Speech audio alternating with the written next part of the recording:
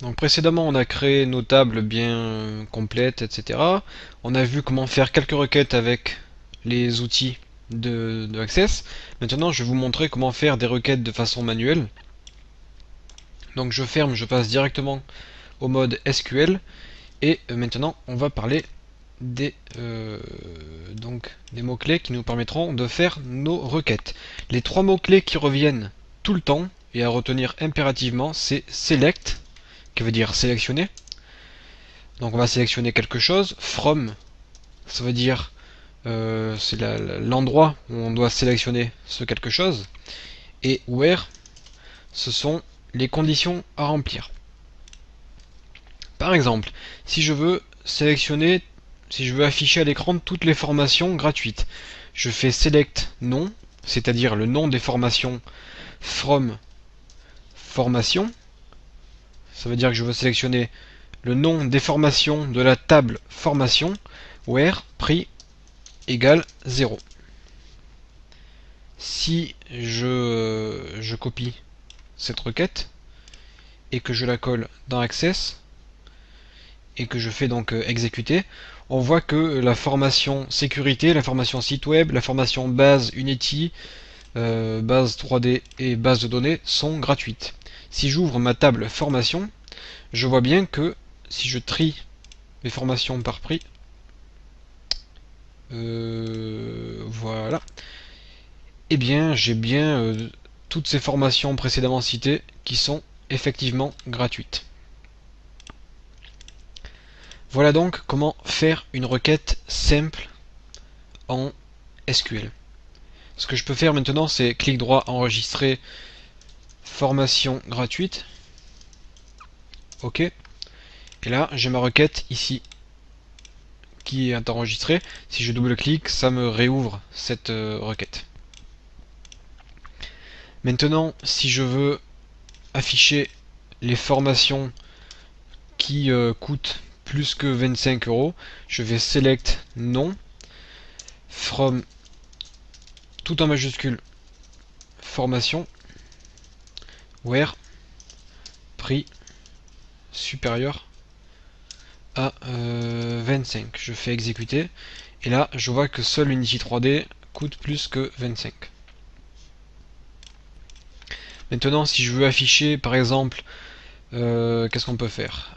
On va afficher le nom des clients qui vivent à Paris. Donc, on a eu l'habitude, nous, de faire ça. Assistant requête, client, ajouter. Nous, on voulait afficher le nom des clients dont la ville était Paris. Donc ça marche très bien.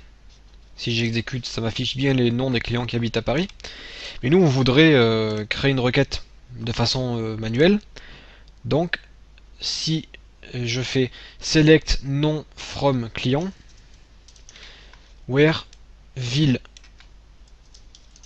égale Paris entre guillemets,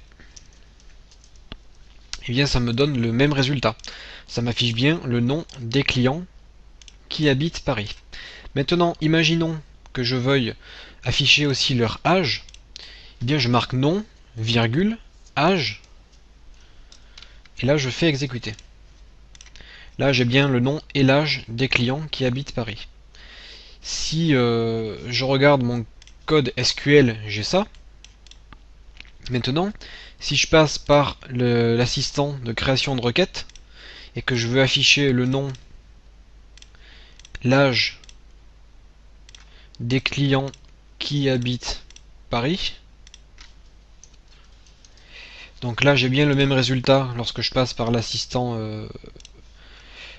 Access. Si je regarde le code SQL, on voit que c'est pratiquement la même chose. Sauf que lui, il le fait de façon un peu plus, comment dire, un peu plus stricte, puisqu'il marque client.nom, client.âge, ville, client.ville, alors que nous, on a marqué uniquement nom, âge. Alors, Access a raison de procéder comme ça, puisque ça nous donne de façon très très précise ce qu'on veut, puisque si on regarde client, on a bien le nom des clients, la ville des clients par exemple, mais si on regarde nos formations, on a nom formation. Alors que le nom ici et le nom là, c'est exactement la même chose, orthographié de la même façon. Donc si on veut interagir sur deux tables en même temps, on devra marquer client.nom, client.age, etc. Donc moi ce que je vous propose de faire, c'est de marquer c.nom, virgule c.age. Je vais le coller sur Word pour que vous puissiez mieux le voir. c.nom, c.age, from client, et là je marque as c. Ce que ça veut dire, c'est que on dit que client sera considéré comme la lettre C. As, ça veut dire comme. Maintenant, comme on a dit que client c'était égal à C, au lieu de marquer client.nom, on peut juste marquer c.nom, c.age. Where ville égale Paris. Donc si je copie cette requête et que je la colle, ça va fonctionner parfaitement aussi dans Access. Voilà donc comment faire quelques requêtes simples en SQL. Donc ça par contre il faut vraiment vous entraîner à le faire, on en aura toujours besoin, des select from where. Ce que vous pouvez faire c'est vous amuser à vous trouver des exercices. Vous pouvez essayer d'afficher tous les clients féminins, d'afficher par exemple tous les clients je sais pas, qui ont un numéro de contact inférieur à 004, etc. Donc il faut vraiment vous entraîner à faire toutes ces requêtes. Voilà. Maintenant, on va passer à quelque chose d'un peu plus complexe. Je n'enregistre pas, j'enregistre pas, j'enregistre pas. Ok. Voilà. Donc, on a nos tables clients et contact, puis notre table formation. Ce que je voudrais, c'est savoir quel client a acheté quelle formation. Alors en informatique, souvent, presque toujours, on peut procéder de plusieurs façons différentes. Moi, je vais vous proposer une solution. Après, si vous voulez trouver d'autres solutions, vous pouvez. Il faut toujours chercher à optimiser au maximum. Donc comment faire pour savoir quel client a acheté quelle formation? Ce que je vous propose, c'est de créer une table qu'on appellera une table de jointure. Donc une table de jointure, c'est une table qui permettra de joindre deux autres tables. Donc je vais faire un create table achat qui sera notre table de jointure, et dans cette table je vais marquer, qu'est-ce que je vais bien pouvoir marquer? Je vais marquer ID formation et ID client. Je vais marquer donc ID formation, ID client. Alors je regarde quel est le type de ID formation et de ID client. ID client c'est un char 4.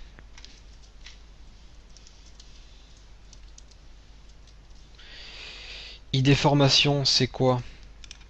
Je pense que c'est un numéro automatique. C'est un counter.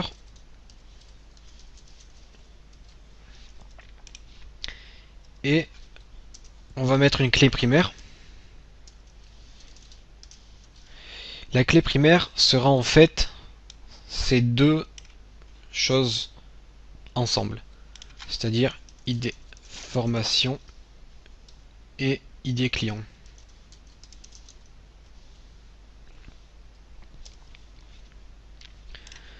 Ce que je vais faire, c'est aussi ajouter des clés étrangères.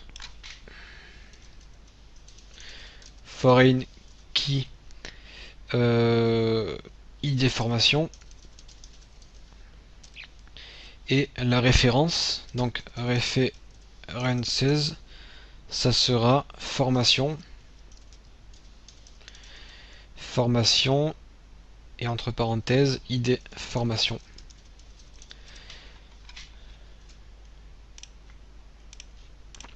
Je vais ajouter une seconde clé étrangère qui sera ID client de la table client et qui prendra l'attribut ID client. Donc je ne sais pas si ça va fonctionner, on va voir ça tout de suite. Je copie ce bout de code, je le colle dans ma requête, je l'exécute. Donc évidemment, à chaque fois, on va être obligé de fermer toutes les tables. Donc là, j'ai exécuté ma requête. Ça m'a bien créé une table achat avec ID formation, ID client. Si j'affiche mes relations, on voit bien maintenant que mes clients sont bien liés à mes formations grâce à la table achat. Et c'est ça qu'on appellera une table de jointure, puisque grâce à la table achat, on va pouvoir dire quel client a acheté quelle formation. C'est-à-dire que le client numéro 1 pourra avoir acheté la formation numéro 1, mais il peut aussi avoir acheté la formation numéro 2, etc. Puisque on peut avoir plusieurs fois le même ID client dans la table achat, puisque la clé primaire est composée. On a deux attributs. Le même client peut avoir acheté plusieurs formations différentes. Je vais vous donner un exemple bidon. Si j'ai le client 001 qui a acheté la formation 001, c'est un numéro unique. Si le client 002 achète la formation 001, eh bien ces deux numéros sont totalement différents. Par contre, le client 001 peut acheter la formation 002. Le client 003 peut acheter la formation 005. Et vous voyez qu'à chaque fois, on aura toujours un numéro différent. Donc grâce à cette technique, on est sûr que on aura toujours une clé primaire donc unique et on pourra avoir des clients qui auront acheté plusieurs formations. Donc tout ça on le verra dans les prochaines vidéos. On verra comment utiliser cette table achat et comment la remplir dans Access. Enregistrez votre travail et on se retrouve tout de suite.